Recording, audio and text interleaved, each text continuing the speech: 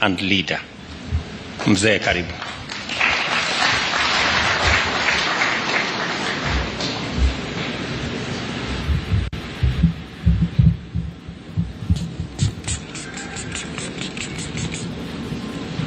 His Excellency President William Ruto, the President of Kenya,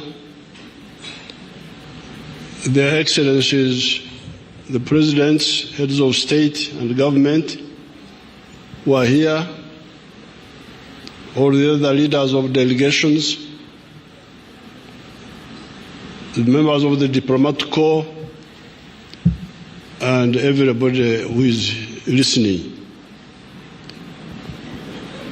I have been actively involved in the struggles for Africa for now 64 years.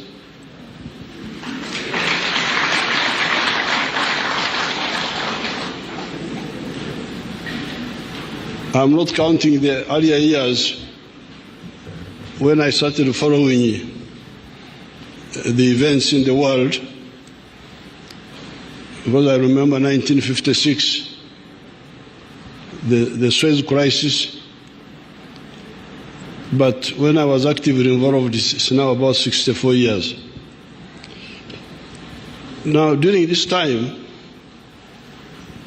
along the way, our movement came to distill what we thought is the problem in political management. The problem we distilled was, in the same way as there is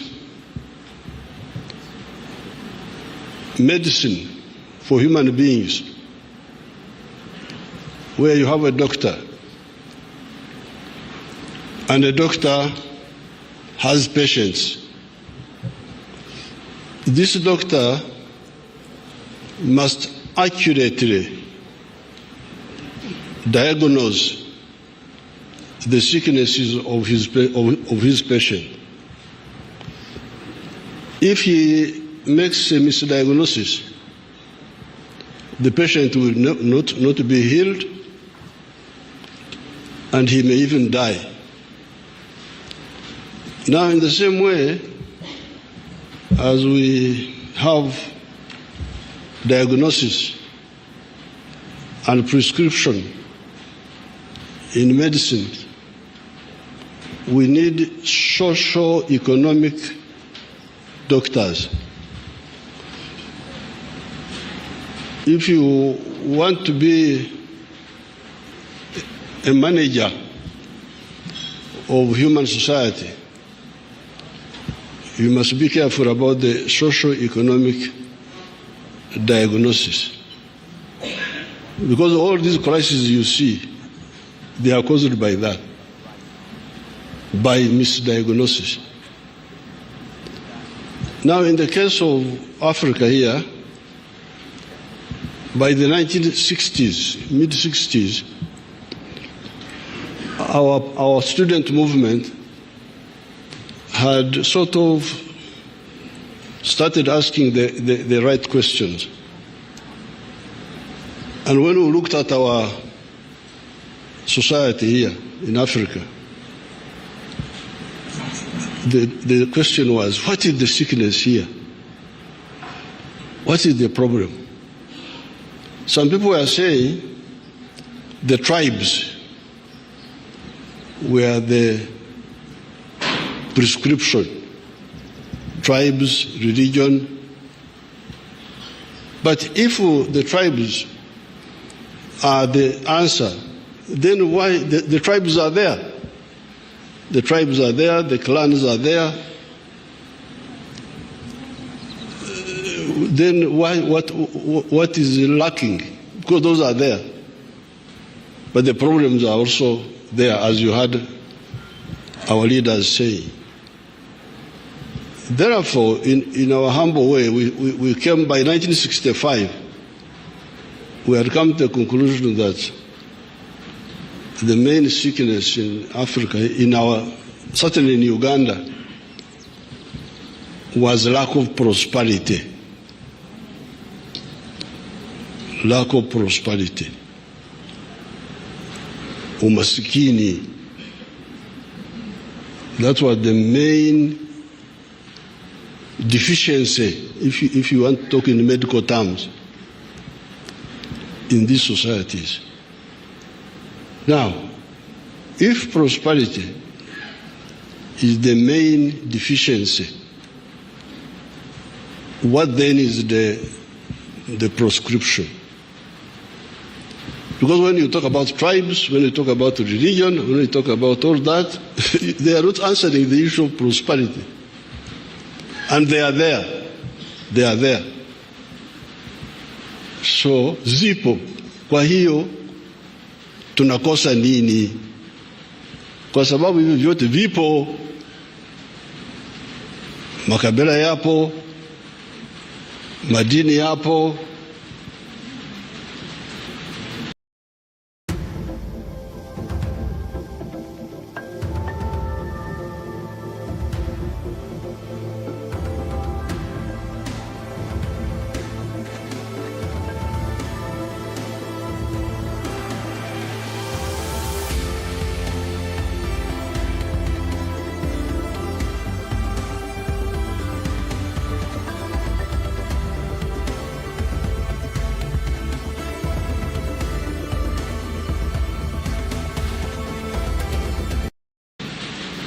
Gender issues, wanawake wapo, vijana wapo. So what is lacking? That's why we said what was lacking was prosperity. Prosperity means to have enough food, have good shelter. You can describe it. Education, health. But in order to get prosperity, if that is the main deficiency, what do we need to get it? Now, there was a lot of waste of time on the issue of how to get prosperity. Foreign aid, I don't know what. All that cannot bring prosperity, according to what we discovered.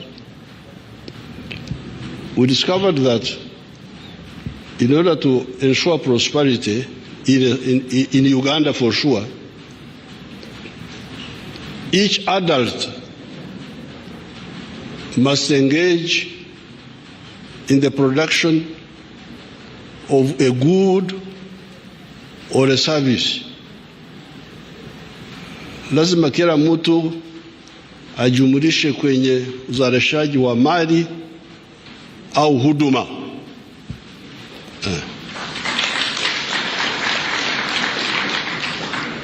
Kila mtu mzima lazima ajishughulikishe. Swahili yangu ni ya kule na kule ya kuomba matoke. Sio kama ya pwani. So, if you produce a good or a service and you sell it, but in Uganda we add something else. So when you produce a good or a service, you must do so with the echivaro.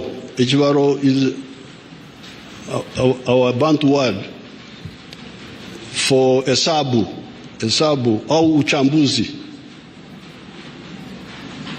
because there is also that problem. Watu wanaweza kuzalisha mali bila uchambuzi wa kutosha, they will not get out of poverty. But the good word for the Bantu is echivaro in our area there. I don't know how they say it in Okubara. Okubara, would it be there to count? Is this there in Luya? Kubara. You say Kubara? Huh? Kwaula. So we say every adult must produce a good or a service with a chivaro. Chivaro, if you say in Swahili, you know we need to help Swahili with maneno ya kwetu kule bara huko. Because when you say hesabu, I don't know whether it comes out well, whether you say uchambuzi au But if I say to produce a good or a service with a chibaro, everybody understands. Kule kwetu barani. In the rural languages, we say chura. And in Itaso, we say aymar. Aymar, if there are some Tesos here, and Karamajonga and those groups, Turkana, you know those groups which make a lot of trouble, you know them.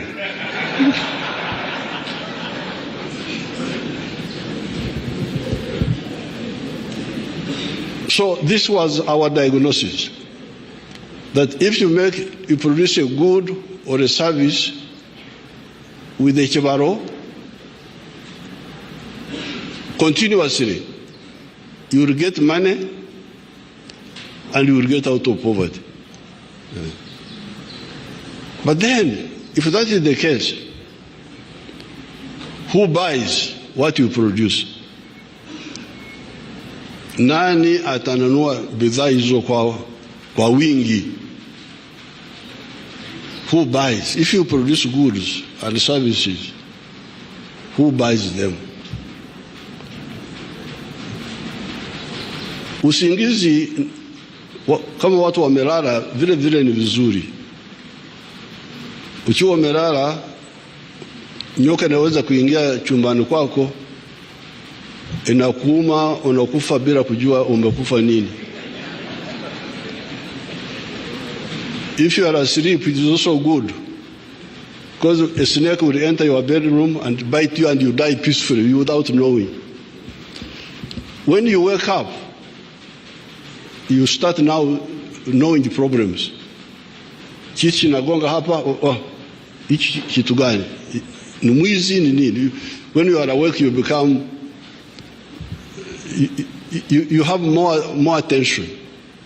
So when the Ugandans were asleep, they had no problem. They were there with their tribalism, Kabila, Madini. And you find a big man promoting Kabila. They think he's a great man. Our man, our man.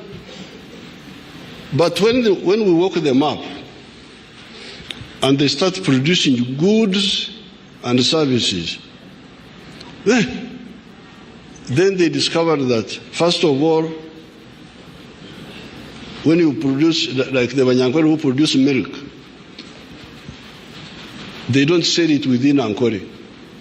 Because all the Banyankore have milk. I have milk, he has milk. So doesn't buy from me, I don't buy from him. But we speak the same language. Chemugei, Aterere.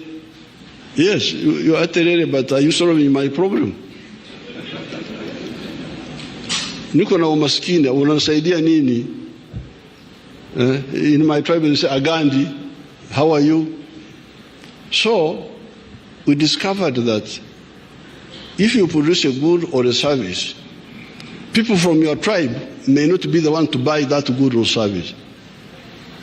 You may find the people in another tribe of Uganda are the ones who buy what you produce. They are the ones who have, who don't have what you have. So therefore we say, you people, you see, Uganda is more important for you than your tribes.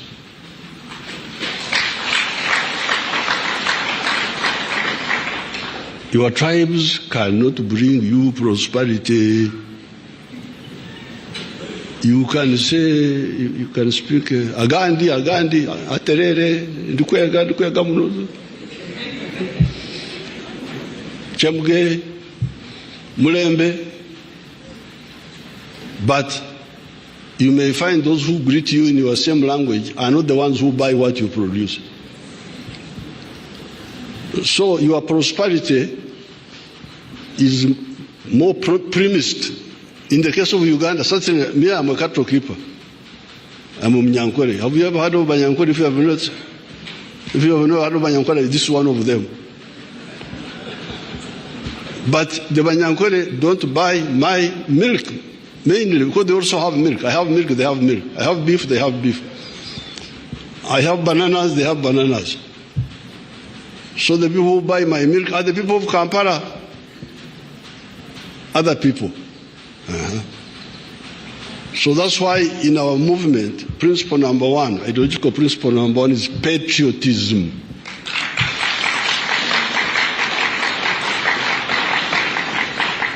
Uzalendo. Uzalendo kwa nini? Because you need Uganda for your own good. Whether you like me or not, you need me. Because I buy what you produce. Na kuweka pesa mfukoni.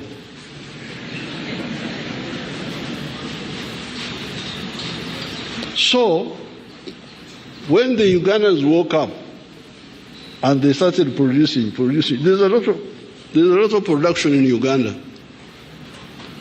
Not everything is in surplus. Hatuna ukosefu wote. Now, when they started producing a lot of milk, a lot of sugar, a lot of bananas, a lot of seme, everything, the internal market was not enough. The Ugandan market was not enough. So, where do we put the sugar? Where do we put the milk? But your leaders were telling you about the tribes. Why don't the tribes solve your problem? Makabila yameshindwa. So we said, okay, have you heard of East Africa? Have you heard of Africa? Oh yes, we have heard, but we didn't. Because they were not caring about Africa. They were not caring about East Africa. Now that they have woken up and they are part of the wealth creation, they are discovering that they need East Africa. They need Africa. Because the little prosperity we have is because when you allow us, when you buy our products, tunakwenda you. When you close us, like I have heard now, you have closed the sugar now. Please, fungwa sukari.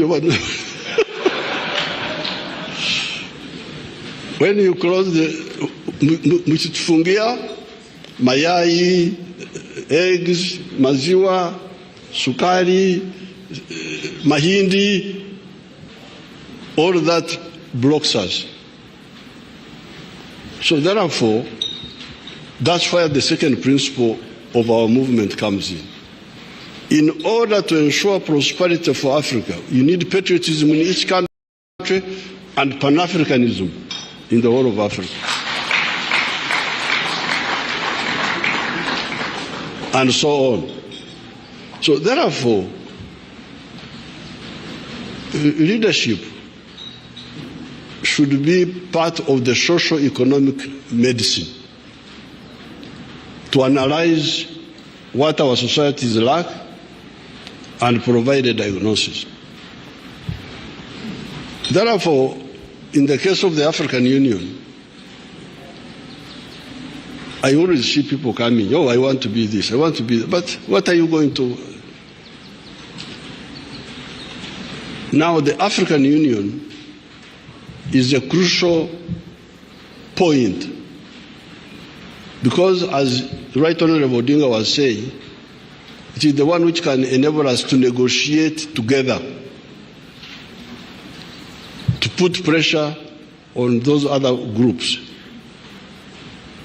Wazungu, Wahindi, wa China, wa America, to negotiate with them. And I am here to support the candidature of the Right Honorable Raila Odinga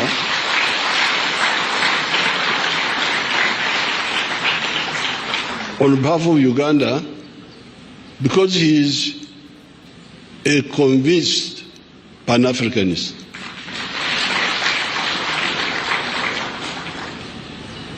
He's not just mtafuta kazi. There is a job, I apply for it. This is not career progression. It is not adding to your CV, the one, this one. No, this is, in the army, when we are doing our other little work of sorting out some issues, there is somebody who is in front of the section. We call him a pointsman, a pointsman.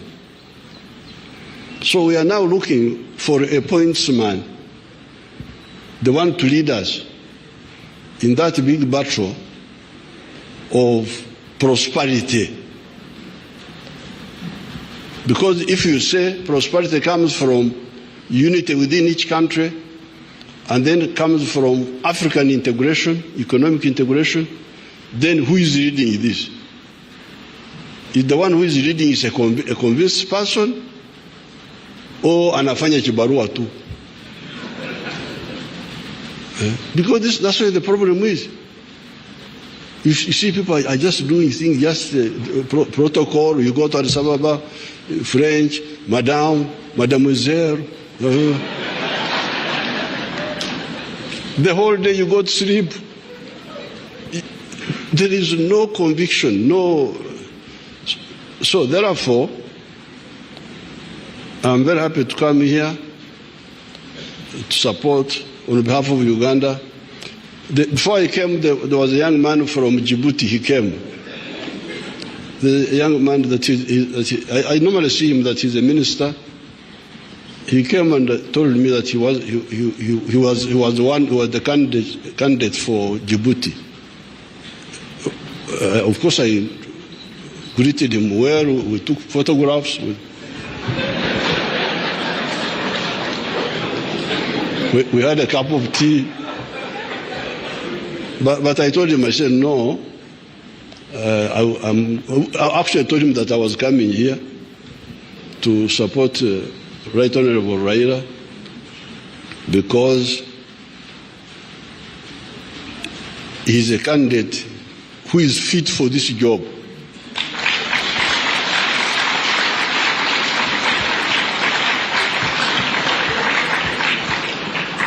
Because it is a job of vision, it is a job of conviction, it is a job of knowledge.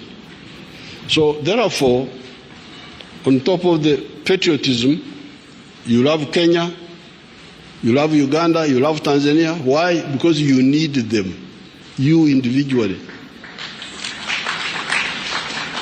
If you are a wealth creator, me, I'm a wealth creator. I'm not a parasite. I produce goods. Nakamua maziwa. Nyama yuko hapa. Ndizi. So, as a wealth creator, I need market. Parasites don't understand this. They don't understand what the wealth creators need. That's why they make so much fujo. Because they don't understand what is involved in wealth creation and sustaining it. But as you heard His Excellency Raila saying, not only do you need the market integration on paper, but you need also the infrastructure. You need the infrastructure. But you also need the peace. You need the peace. So that's why our second element, our second strategic mission in our movement is the issue of strategic security. How can Africa ensure its strategic security? We are here. Some people have gone to the moon. Have you heard of people who have gone to the moon? There are 4 people in the world who have gone to the moon. The Americans have gone there. The Russians, the Chinese, and the Indians recently. For us, we are here.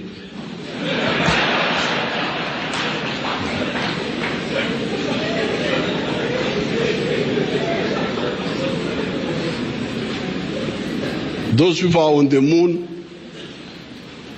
You know, when I was fighting, I could hide in the forest. And if this is the hill, somebody on this side will not see me when I'm hiding here. But if somebody is on the moon and you are here,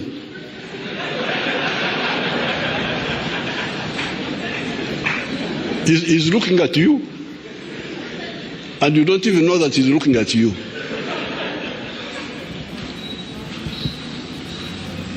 We are like ants. Hivi vidudu vinakula sukari huko hapo, mtu anaviangalia, havijui kwamba anaviangalia. He can bring doom, he can bring insects. This is not acceptable. And this is all caused by us, by the ideological bankruptcy of the people who want to manage Africa's affairs. Africa is very strong. We defeated the Europeans here by war, not just by talking.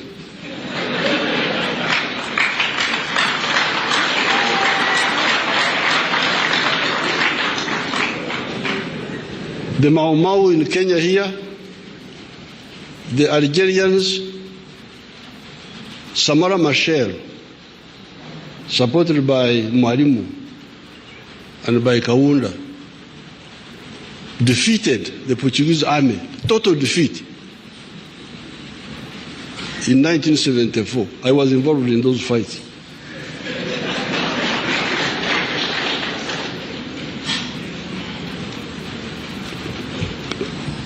America Cabral in Guinea-Bissau, Zimbabwe, Rhodesia. Our people there defeated Ian Smith by war, and we liberated South Africa. But after that, we have not consolidated. That's where the problem is. We suffered from arrivism. Tumefika kwenye madaraka, mambo yameishia hapo. There is nobody who can defeat Africa if we mobilize ourselves. Yeah. So therefore, sorry to divert you, because if you are the ones who invited me.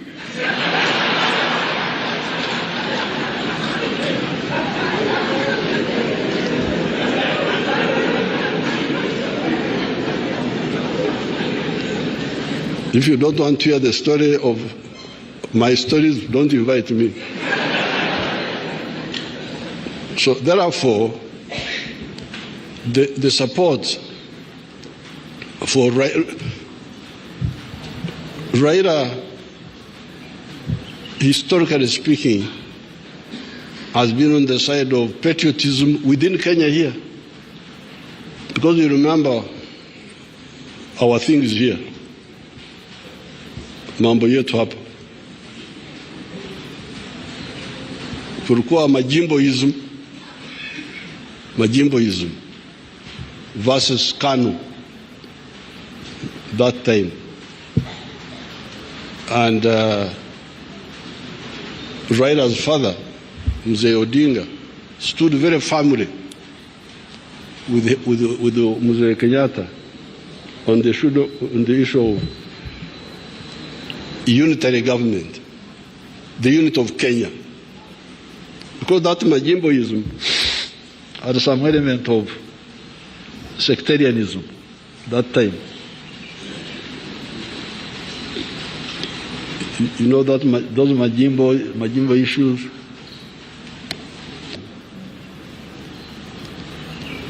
Mzee Odinga, Joe Murumbi,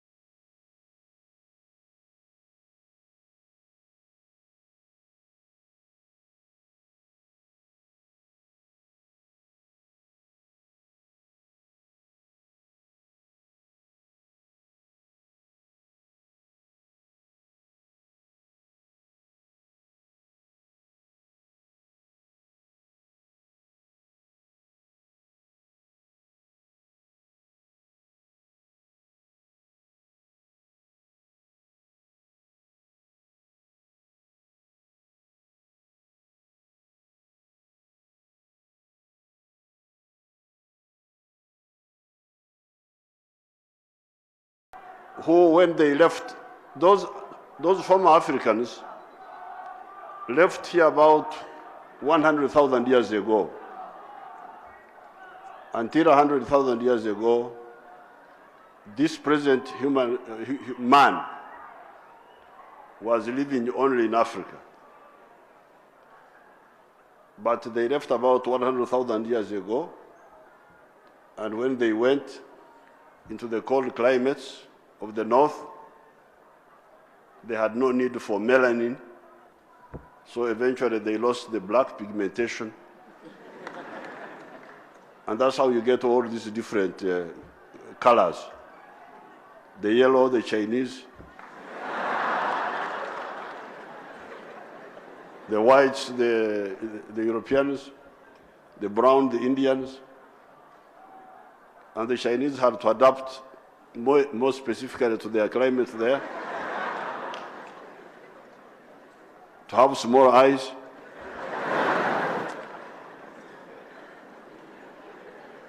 If you go and stay in China with the big eyes of our women here, big, macho makubwa, the cold wind will take out the. After a long period, you may not survive. So therefore, Africa, it's a long story, but I'm just touching on the main points. Africa is the origin of man. Africa is the pioneer for civilization. Civilization started here. The Egyptian civilization, 5,000 years ago, was here in Africa. Then later on, civilization spread to Greece, to Rome, and so on. Africa is the one which protected the modern religions at some crucial points. If you remember the story in the Bible of the children of Jacob who sold their brother Joseph into slavery, and then when there was famine in Palestine, all the children of Jacob came and they joined their half-brother Joseph in Egypt, and they were able to survive. And they stayed there for many years until later on they were rescued by Moses. So again, you have Africa saving those people at a crucial point. When Jesus was born, you remember, the King Herod ordered that all the young children should be killed because he was worried, because somebody had told him that a new king had been born. So Herod said, kill all the children of such an age.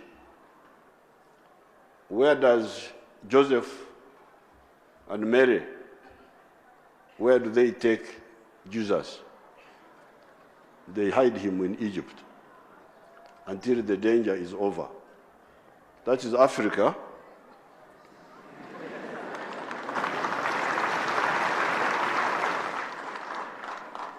Again, playing a very crucial role. Much later, when Muhammad had problems with his Arabs, they wanted to kill him. Where does Muhammad run to? Ethiopia. That's why he stays until the situation is better in Arabia, and he goes back. So this is Africa, the origin of man, the pioneer of civilization, the protector of modern religious movements at crucial periods. Yet this Africa, in the last 600 years, has gone through many problems. What are these problems? The slave trade ravaged Africa for many years. Many people perished in that trade.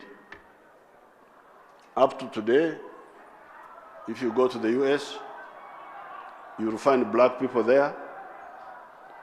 If you go to the Caribbean, you find the black people there. If you go to Brazil, all those black people are there. They were taken there as slaves. Then there was colonialism. After, there is one of the scholars, Dr. Rodney, whom one of your people, your professors here, Migot, would know. He wrote a book entitled How Europe Underdeveloped Africa. Or rather, he could even have said, How Africa Developed Europe. The free labor of slaves is part of the efforts that liberated Europe from poverty. So that slavery went on for many years, and when slavery later on was found to no longer be profitable, when machines were invented during the early part of the Industrial Revolution, it was found that it was easier to use machines than to use unwilling laborers, slaves. So then the Europeans became Christian again, and they launched an anti-slavery movement. And that's how the the slaves were emancipated. But when the slaves were emancipated in the US and in the Caribbean, then the Europeans came here and now turned us into semi-slaves in the form of colonialism. Then after colonialism, we had now neo-colonialism. If you analyze each of these phenomenon, you will be able to get a long story at each stage. We had genocide in different parts of Africa. In Namibia, some of the people were almost wiped out. The Herero were almost wiped out for resisting colonialism. In Uganda, some of our people called the Banyoro, whose king resisted colonialism for a long time, Kabarega. They suffered a lot of suffering. Up to now, the population of Bunyoro has never fully recovered. Poverty in the era of affluence, because the modern age is the age of affluence. Certain populations in the world are affluent, they are rich. But Africa is still in poverty. So you have poverty in the era of affluence. And where is it found? In Africa. Underdevelopment, you still find it in Africa. And yet, certain parts of the world have gone through 3 industrial revolutions. The first revolution was the invention of the steam engines, the use of steam engines.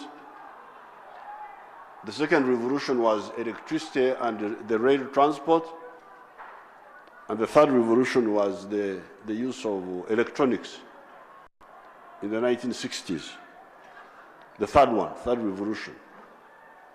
We are now entering the 4th revolution of artificial intelligence, where intelligent machines are threatening to replace the human beings in the workplace. Now, all this is going on, but Africa is still underdeveloped. Marginalization. If you look at the figures of global trade, Africa now is very, very, very, very low, very small contribution to global trade, even smaller than it was in the past. You come to political influence, Africa's influence is very low. The other time the Europeans attacked Libya, Africa objected, but the Europeans ignored Africa and went on and attacked Libya. And as you hear, Libya is now in chaos up to today. And that chaos of Libya has spread to the rest of the Sahel region, to Niger, to Mali, to Burkina Faso, to Cameroon, to Nigeria. And this was on account of something we advised the Europeans not to do, but they ignored us and went ahead and did it. This is political marginalization. So the question is, what happened? How could the first be last and for so long? Because you remember when I started, Africa was the first here, first there, first there. Then somehow, 600 years ago, we started getting all these calamities, and we are still going through the same calamities. Now, the story of Africa is a long one. I don't have time to go through all of it. But fortunately, I'm in the bad habit of writing, and I have written about all this. For instance, how is it that Africa has lagged behind other continents for so long, now for 600 years? Africa is lagging behind. There are reasons why this happened, but we don't have time to go through them. However, there are different booklets which I will hand to your leaders.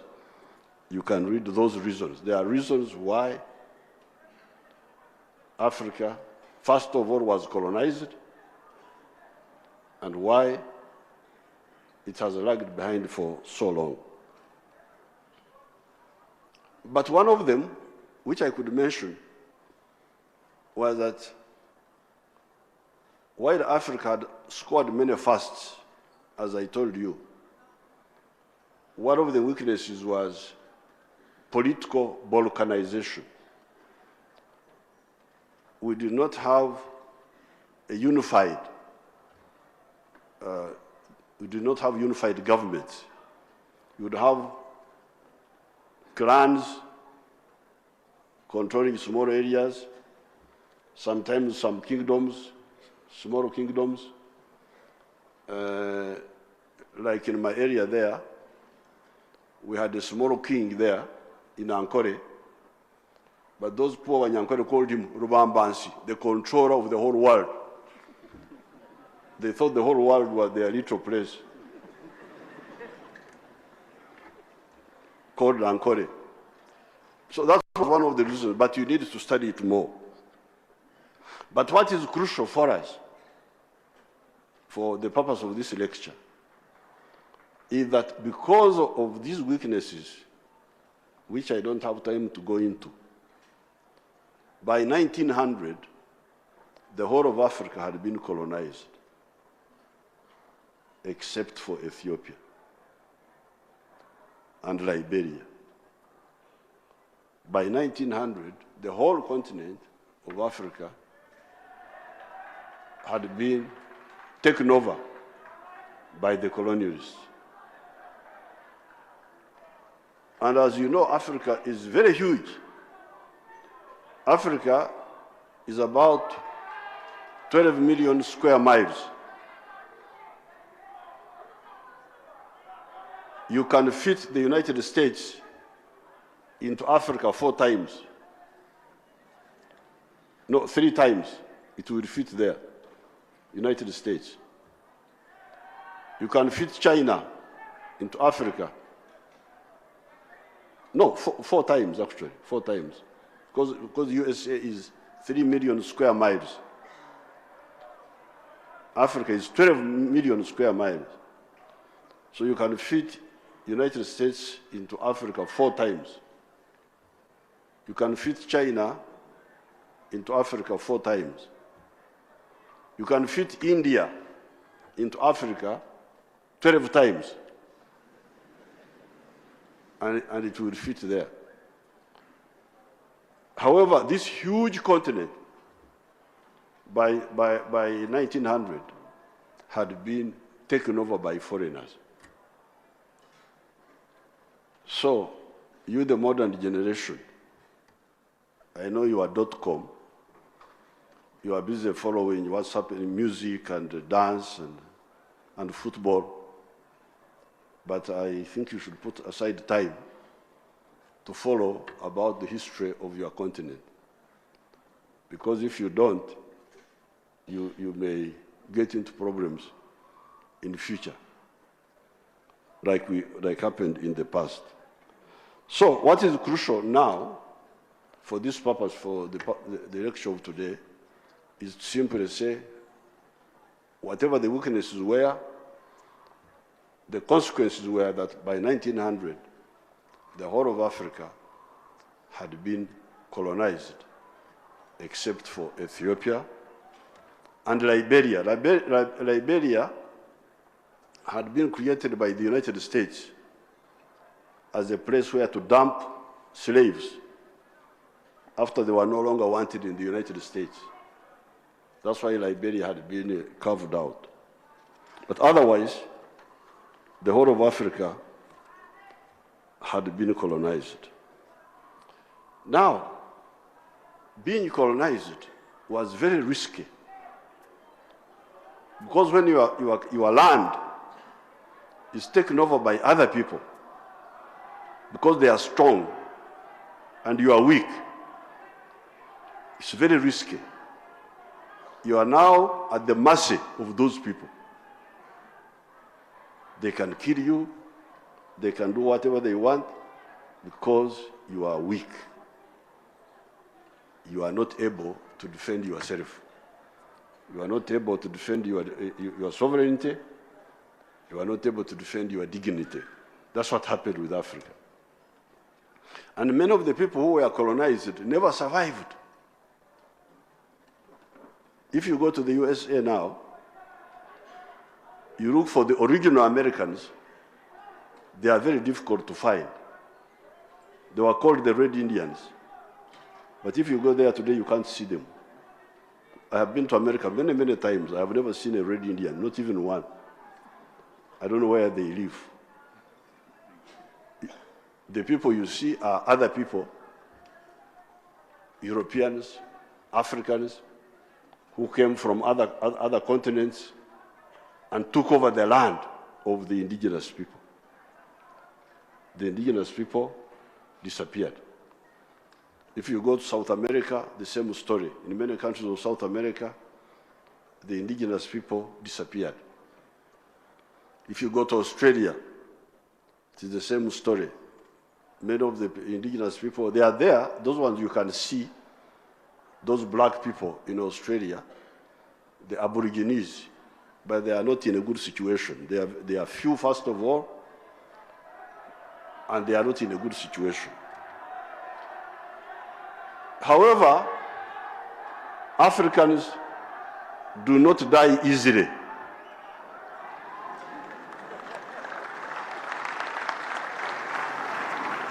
This is one good quality of the Africans. They have got all sorts of problems, but dying, they don't die easily. So the Africans were able to survive the horror of colonialism. And we were able to survive, as I told you, mainly because we are very resilient. We have got very strong genes, but we have also got an advanced civilization. Because one of the reasons why we survived,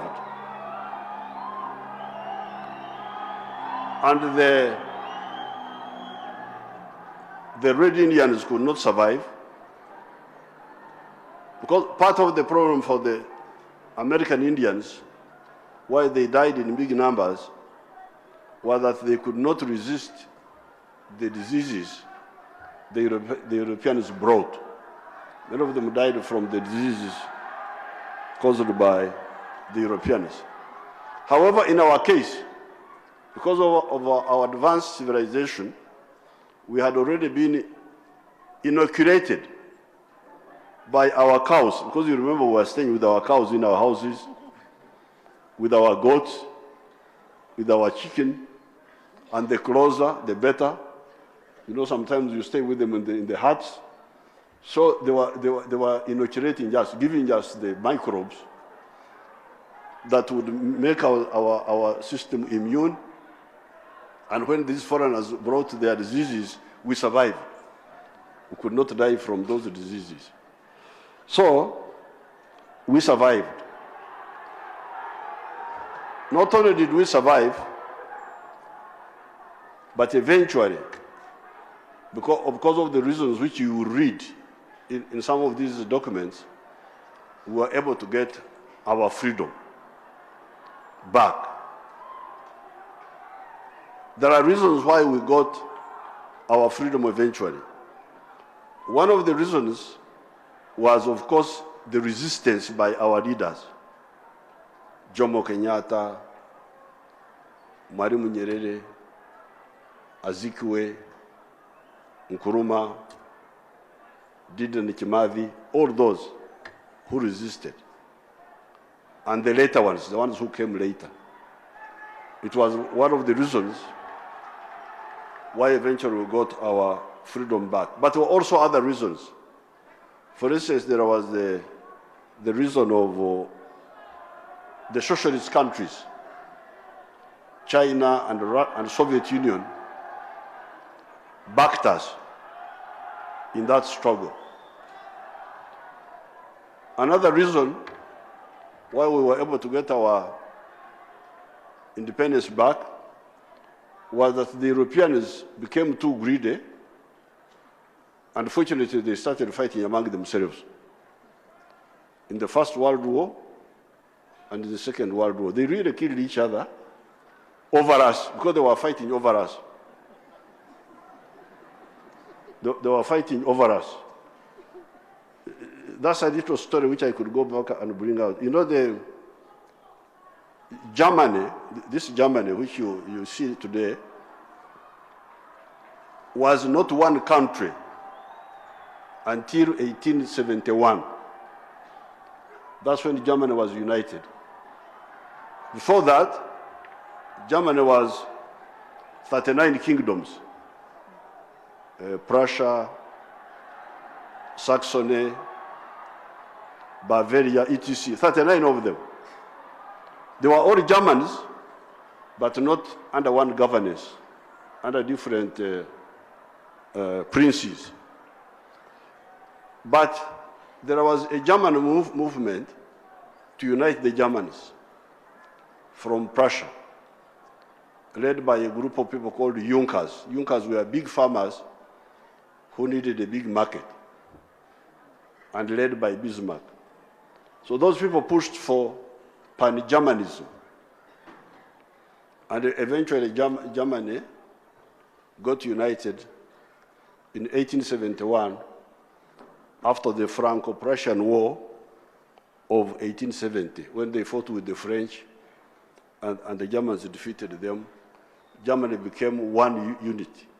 So once it became one unit, remember 1870, the British, the French, the Dutch, the Holland, the Portuguese, the Spanish had already captured many colonies in Africa, not in Africa so much, but in India, in Asia, Indonesia, in South America. So when Germany became strong, after it was united, it brought a complaint, a grievance. Wajerumani, what do you call a grievance in Swahili? Malalamiko. Malalamiko, yes. My Swahili is coming back. Wajerumani walileta malalamiko yao. And what were their malalamiko? What were their complaints? You, our cousins, the Europeans, you have cheated us. You have got more colonies than us. Why? We also want colonies. So, moto ulianza kuchamuka. So they said, please, Bismarck, please, don't fight. Don't fight. Usipigane. Ita mkutano. You call a conference. So Bismarck called a conference in Berlin in 1884, 85. So where they said, okay, Bismarck, now don't cause trouble, please. Wacha tugawanye vizuri. Now, you Bismarck, you take Tanganyika, take Rwanda, take Burundi, take Namibia, take a part of Cameroon and Togo. So Bismarck said, afadhali, at least. But when Bismarck was no longer in power, the people who came after him, they said Bismarck alikuwa mjinga. Why did he accept just Tanganyika? Nyinyi Waingereza mnachukua the whole of India and Pakistan. You the Holland, small Holland, you take the whole of Indonesia. You small Portugal, you take the whole of Brazil. And you the Spanish, you are in the whole of South America, and you give me Tanganyika and Burundi. No way. Wacha tupigane. That's how the First World War started. Then it was like a draw. Of course, we also fought in those wars, fighting for the Germans, fighting others for the British. But the fighting was not conclusive, so they went for the second round, the Second World War. So in those fights, in those fights, they weakened one another. That was good. They weakened one another. And if you notice, some of the people who were fighting for freedom here, like Dida and Kimathi, were former soldiers. We were former soldiers who had been used by the British. So that was not only the British, even the others were using them. So therefore, for a number of reasons, eventually we got our freedom back. Now, when we were fighting for freedom, that's where I want to come and conclude. When we were fighting for freedom, we had one word first, to acknowledge that in spite of 500 years of disruption by Europeans, the Africans had survived. They had not perished like the Red Indians or the Aborigines in Australia. So that was point number one. But number two, so our agenda now for freedom, for the resistance, was that what is number one? Because the other one was just noting the fact. Because our survival was not planned, it was because of the strength of our genes. So nobody can claim that except our heritage, our culture. But for the freedom fighters, 5 words. Number one, we are to regain our independence. So, independence. The foreigners go away.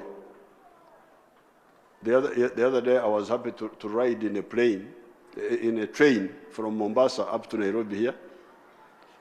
And the train was given a good name called Madaraka.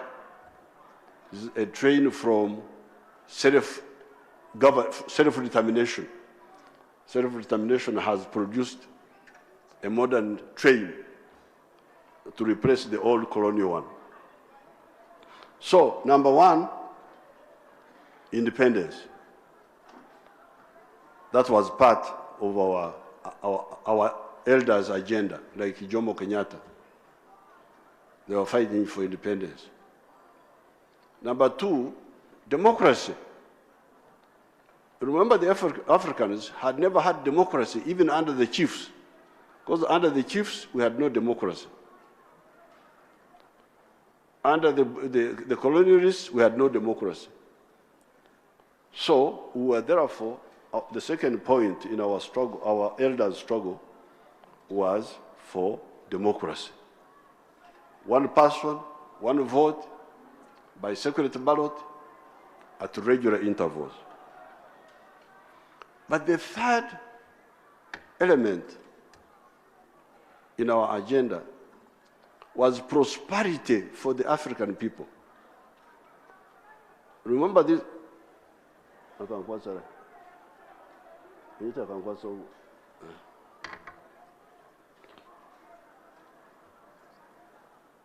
Remember that when Europe was going through the Industrial Revolution, when the Europeans were inventing machines, well, first of all, the Europeans used slavery to get them out of poverty.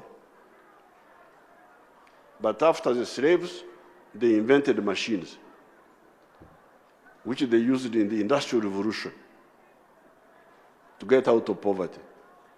For us, we missed the Industrial Revolution. We had missed the Industrial Revolution. So therefore, independence, the anti-colonial movement, first of all, as I said, independence. Secondly, democracy. But number 3 had to be prosperity. Ustawi wa jamii. That's how we translate it into Swahili. Ustawi wa jamii. How the people can live well. How the people can live well. But how can you live well in the modern way? How do you live well? Me, I am a cattle keeper. Mimi ni mfugaji wa ng'ombe. Ndio asili yangu. I am a cattle keeper. So how can I be prosperous with my cows? That is, I should learn how to farm in the modern way, produce milk, produce beef, and sell them in a modern way. That's how I can be able to be prosperous, to get income so that I build a better house, I get a better means of transport, I educate my children, etc. But the problem I have is that the Banyankore, my tribe, they are also cattle keepers. They keep cows, I keep cows. When I produce milk, they don't buy from me, I don't buy from them. When we produce beef, they don't buy from me, I don't buy from them. Why? Because they also have what I have. We also produce bananas in that area, but we are all producing bananas. This Munyankore does not buy bananas from me, I don't buy from him. But in the morning when we meet on the road, we talk in our local language. Orereji, orereji, orereji. But orereji is not solving the problem of prosperity. I need somebody to buy my milk and buy my beef, buy my bananas so that I have money. But just greet me in my tribal language, orereji, doesn't trip me. So that's why, therefore, in order to address prosperity, we had to address the issue of tribalism. We had to answer the question, what is more important? Identity or interests? What is more important? Asili au maslahi in Swahili, if you want to put it in Swahili. You can say, asili yangu mimi ni Munyankore. Asante sana. Lakini hiyo imekusaidia nini?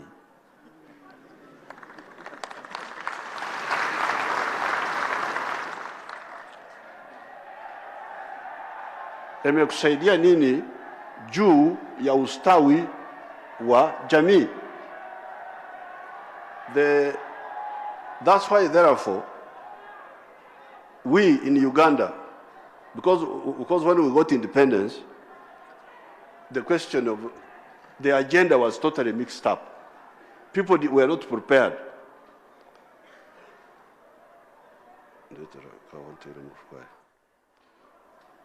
People were not prepared. So they now started fighting over the government jobs. Wanaanza kupigania vyeo vya serikali. Waziri,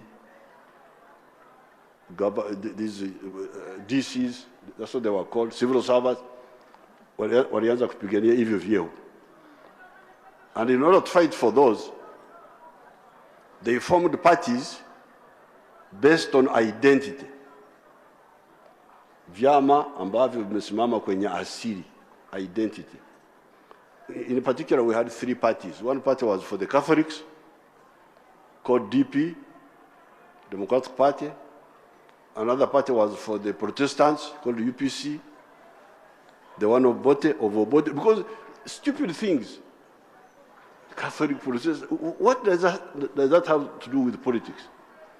Lakini kwa sababu mtu hana cha kusema, he's not prepared. He has not, because remember, ideology is like medicine. You've got a faculty of medicine here. You must diagnose the sickness of the patient. It is the diagnosis which gives you the prescription. If you diagnose wrongly, then the patient will never be cured. Because the prescription will be wrong. So we had to diagnose what were the problems of Africa. What were they?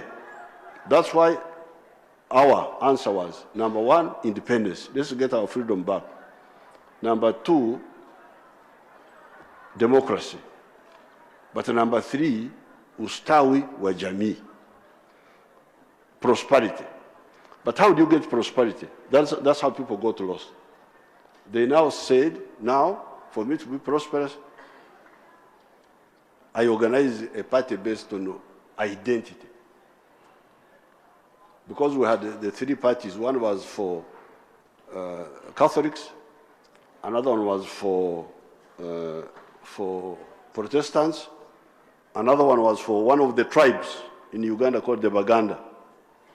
So there were 3 parties, all sectarian, based on identity. But you have seen, the Banyankore cannot help me, because me, I'm looking for prosperity. Now, who are the people who would help me in my prosperity? The people of Kampala, many of whom are not Banyankore, who buy my milk, and buy my beef, and buy my bananas. That's how I get money. That's how I get prosperity. If you come and visit me and you find I have built a good house, please don't thank the Banyankore. Thank the people of Kampala who have bought my things, and I'm able to build a good house. That's why, therefore, we say that in order to get prosperity, we must push the ideology of patriotism. Live in Uganda instead of live in just Ankole. Lazima niwe na moyo wa Uganda. Na roho moyo is Uganda. Lazima niwe na roho na fikra za Uganda. Za Uganda. That's what we call patriotism. Patriotism, loving your country. But then, unfortunately, much as I love Uganda, the Ugandans are only 41 million now. They have done everything possible. They have married many women.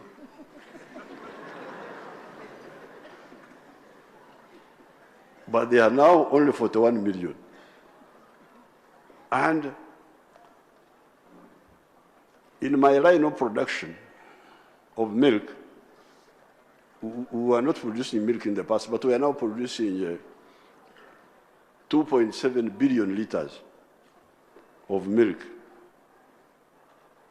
The Ugandans are drinking only 800 million. So there is a surplus already of 1.9 billion liters of milk. So Uganda, although it has tried to help me in my prosperity, is not enough to sustain my prosperity, because the production is much bigger than this demand. That's why, therefore, we say, no. We must think Pan-Africanist. We must think in a Pan-African way. We must work for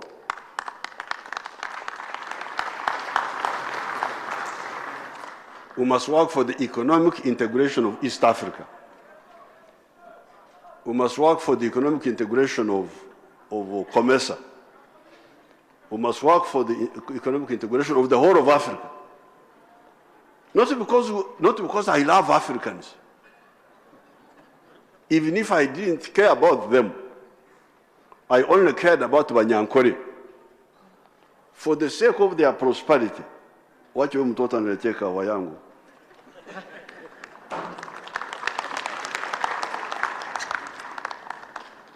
Don't worry about coffee. Coffee can go very well with the speech.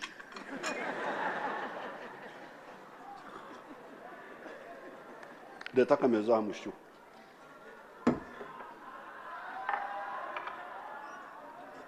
Thank you. So, in order to ensure the prosperity of our people, we had to work for the economic integration of East Africa, of Africa. It's really amazing how people can be blind.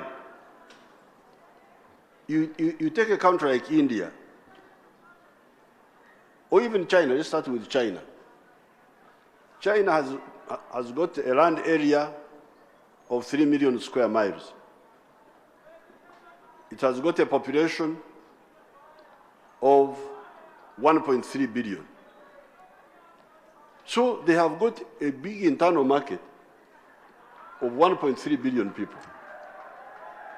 However, that internal market is not enough.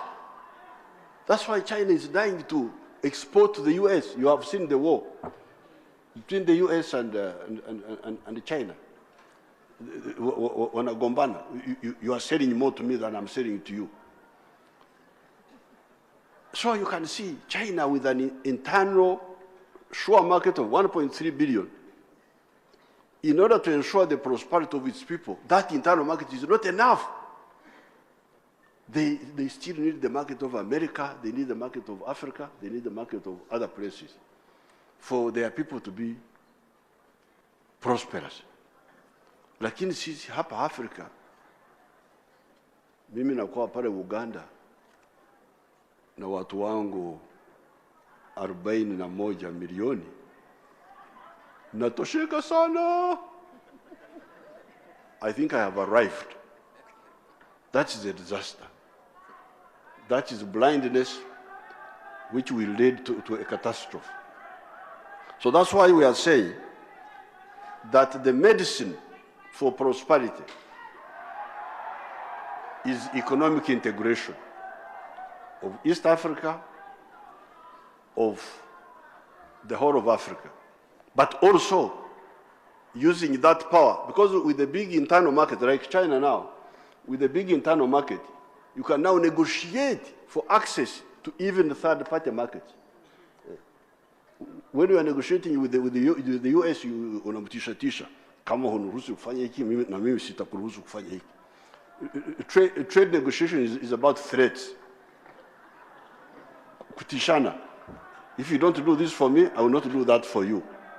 But if you don't have the clout to bargain, what will you say? How will Uganda go to China now and say, China, he will just ignore me. Thank you very much. Escort. So, therefore, our agenda, independence, democracy, prosperity through economic integration of Africa.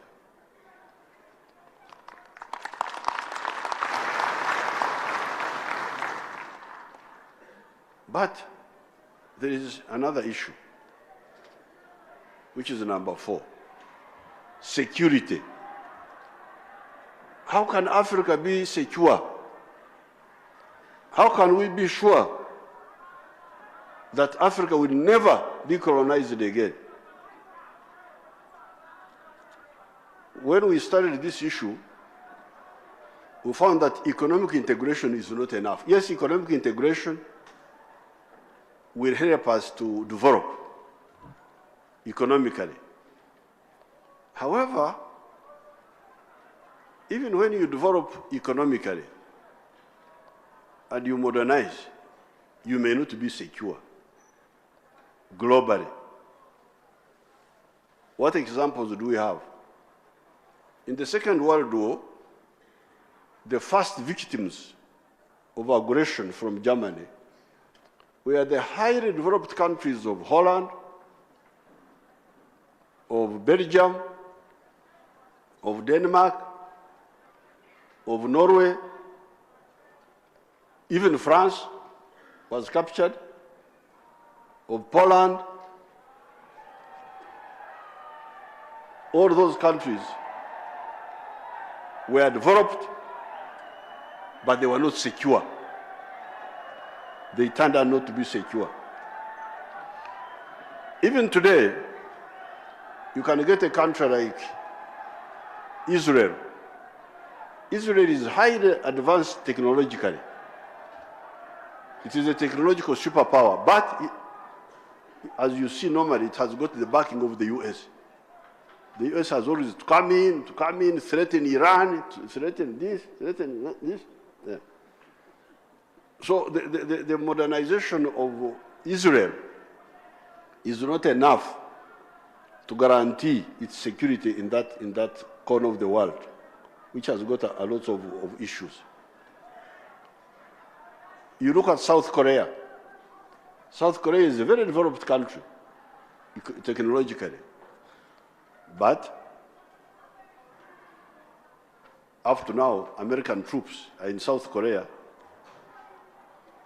because, and the American fleet is in the ocean, guaranteeing the freedom, the security of South Korea, because that is a dangerous corner of the world to be in. It is not a place where the weak are welcome. So, and to make matters worse, you hear some of the people like our relatives, the Americans, because you know the Americans are our relatives. There are many black people there, and one of them was president recently, and I heard that he came from nearby here. So the Americans, they talk of four-dimensional superiority. Four-dimensional superiority. Meaning they want to be superior on land, in land army, want to be superior in the air force, want to be superior at sea, navy. They want also to be superior in space, in the skies, in the heavens. So the question then is, where does that leave Africa? Where does that leave Africa? That's why we say, can Uganda, even if Uganda develops, because Uganda is developing, it will become a developed country. But can Uganda go to space, even when it is developed? Can we afford it? We cannot afford it. So therefore, that's why we bring in a fourth word: political integration. The answer for security is political integration. Specifically, the Federation of East Africa. Some of our leaders at independence were talking of the federation. You can bring those papers.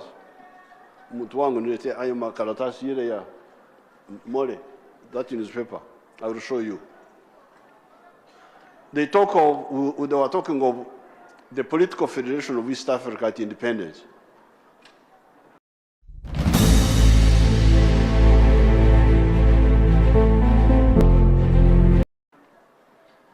Some people are talking about the federation of the whole of Africa. That was Nkrumah. Nkrumah was talking about the federation of the whole of Africa. I, however, didn't support the idea of the political integration of the whole of Africa. Economic integration, yes. I can trade with anybody. I can trade with anybody from Egypt, from Morocco, from where?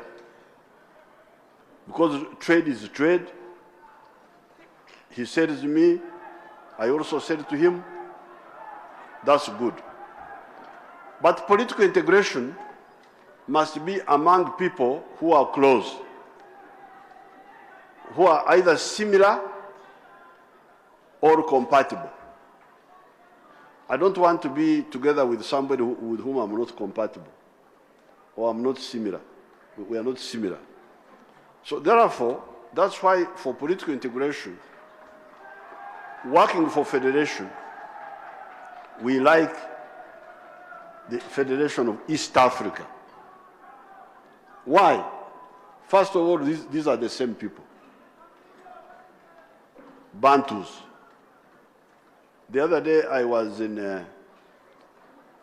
when I come here and I hear the Kikuyu say, Ndikuya. These people are speaking my language. Then I go to Western Kenya, and those people say, Mulembe. I say Mulembe also, I answer them, because I know what they are talking about. Makua, Malai. Those are my people. Then you go to, the other day, I saw a young girl in Kampala who had come for a conference. I said, what's your name? She said her name was Kwambuka. Kwambuka, where are you from? That is from Kenya. Kenya? Kenya where? Said Kisii. I said, what does the word Kwambuka mean in your language? The young girl didn't know because she was .com. You know, these .coms don't. But there was an old woman. There was an old woman who was from the same area. When they asked her, she said, no, Kwambuka means to cross. Kuvuka. In Kisii. That's what exactly it means in my language. So you have these Bantus. You have the Ateso in Uganda. You have the Ateso here. You have the Turkana in Uganda with the Karamojong on the other side. The other day I met the Minister Munyes, and I greeted him in Karamojong. Mata, Alakaranoi, a joke. So these are the same people. But above all, we have the neutral language of Swahili. The neutral language of Swahili. The Europeans in the European Union are stuck. You can see the European Union is now having problems. They cannot unite beyond where they have reached now, because they have got rivalry of languages. Which language will you speak in the European Union? Are you going to speak German? If you speak German, how about French? How about English? But here we don't have that problem. Apart from English, we can use Swahili, all of us. It is a Bantu dialect. It is easy to learn. Even the people of the coast who came from Yemen and those places, they also contributed. So we can have a political federation. Now that is the answer. Now once we have a political federation,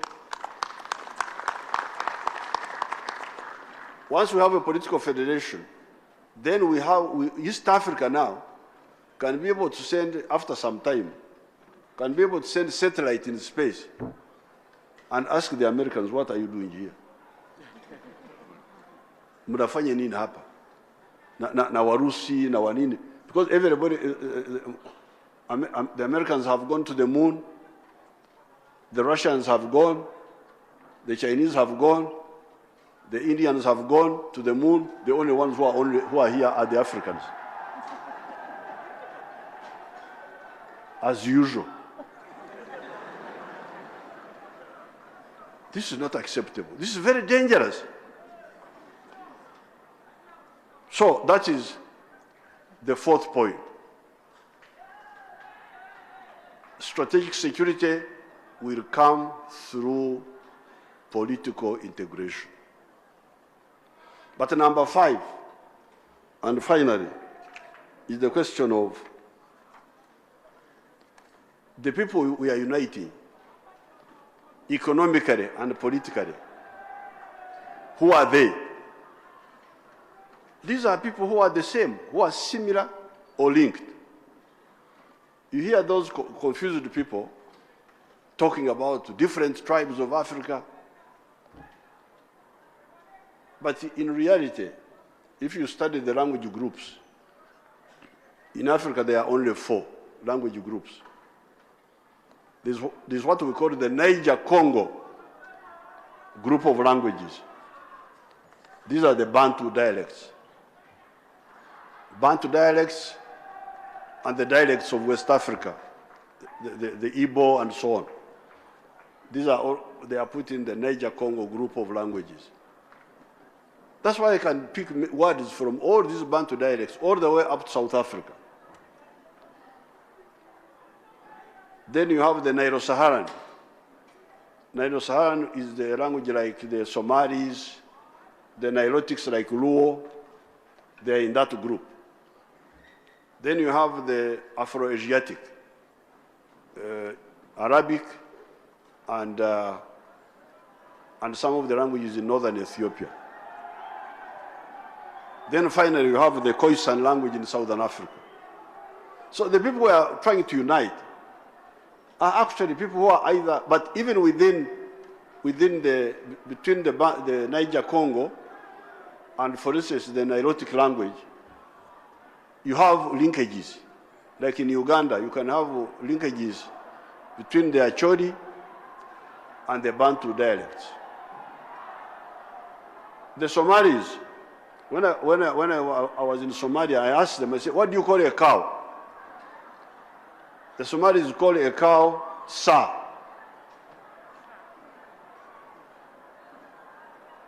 In Uganda, the cow dung.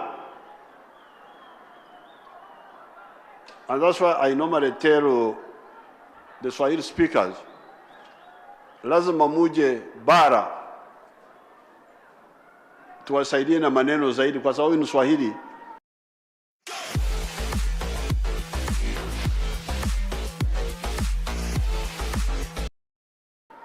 Some of the words are not there. I don't know what the Swahili is called cow dung.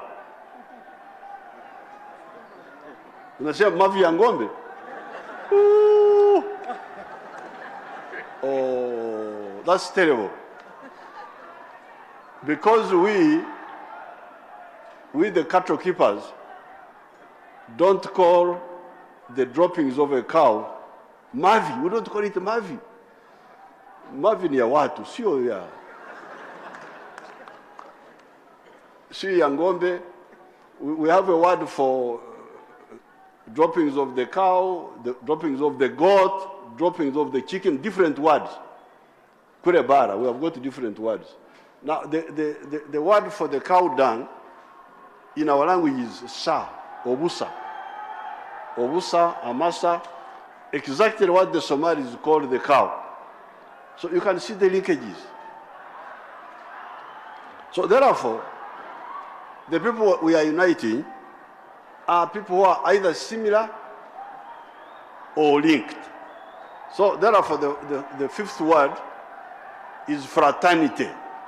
Fraternity. Exploit the fraternity of Africa to build our strength. Therefore, the 5 words: independence, democracy, prosperity through economic integration, strategic security through political integration, all this on the basis of fraternity. These are my 5 words which brought me here.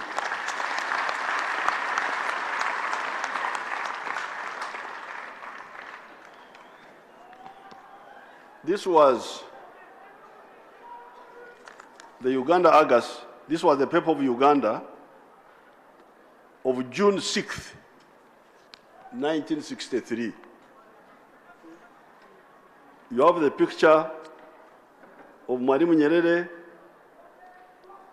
of Milton Obote, and Mzee Kenyatta.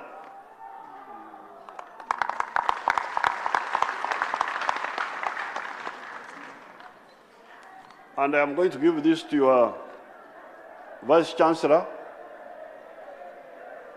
And the headline here was Federation this year.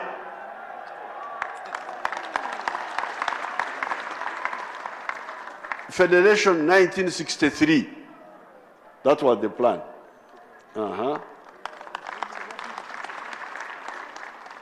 But unfortunately, Some of the people developed cold feet, and we missed that opportunity.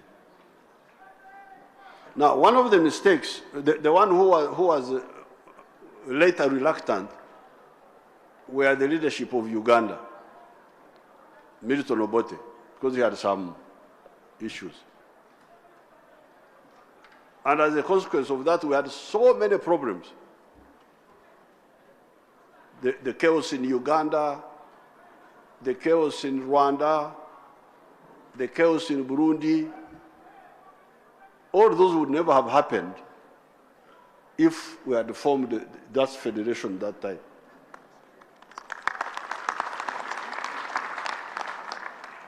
Because now, you can see a problem like in Somalia. That problem can be solved. But because we are not allowed by law, international law, to go there because this is another country, we can't do anything. We just watch. If you try to go there, you are interfering in the internal affairs of another country. The other day when you are fighting here, among yourselves, wanted to come out, but you can't go because that's another country. So, the mistake in 1963 was that we allowed Uganda, which had problems within their leadership, to veto the idea of the East African Federation. My idea is that that should not happen. We are now discussing in Arusha. We have formed a committee, but you should also be discussing it among yourselves here. Okay, I know you are talking about football and music and watching, but also talk about your future, about your destiny as the future of Africa. So on the issue of economic or political federation, one of the options should be, if some of the members are not yet ready for some reason, then let those which are ready go ahead, rather than be paralyzed. Because in my language, we say, the one who waits when you are hunting an animal, and you wait for the whole animal to come out of the bush, you may end up spearing the spear, the tail. You may end up spearing the tail. While if you throw when the head has just come out, you have got a chance that you may hit the animal here in the chest. Also the English, you know the English are not very good at proverbs, but they have one good one. It says, procrastination is the thief of time. When you delay too much, you may miss your target. So, those are my 5 words. Independence,